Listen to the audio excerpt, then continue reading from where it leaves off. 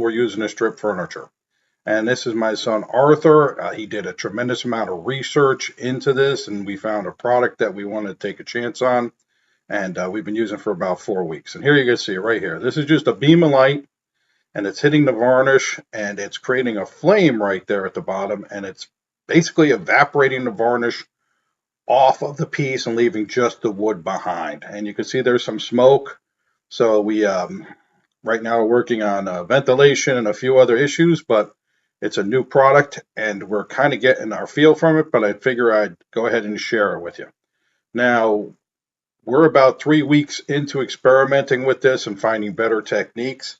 The distance and the amount of power, there's a lot of adjustments and there's a lot of different units you could purchase, affects the way this will work. Now, you can see right there, he's cutting into that corner right there, and you can see how that light just wraps right around that corner. Now, what you're seeing there isn't necessarily the light. It may be a little bit of a flame that's created by the varnish and the laser. I'm not too sure. There's not a tremendous amount of documentation on this stuff. It is a newer tool. It's a cutting edge tool. I mean, it's been around for a few years and other shops have been using it. But we figured it was time for us to take a shot on one and see how it works. And we've been very happy so far with the way this has performed. Now, these are expensive. You know, they're averaging about $15,000 to $20,000 per unit. They don't use a tremendous amount of power. I think this one uses 800 watts.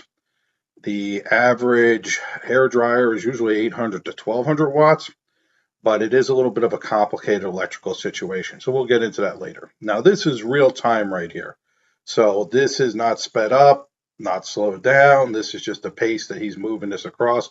He equates this a lot to stripping, spraying furniture.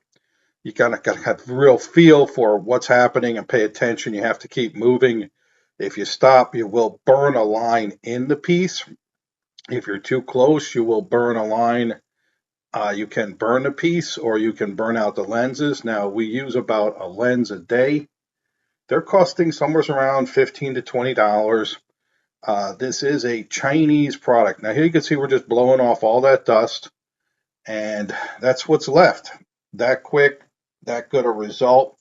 And the next thing we're going to do is just a little bit of an acetone wash on it. We're going to wipe it down with some acetone, which will break up the last little bits of that varnish, and you can see that beautiful wood that's left underneath. Now,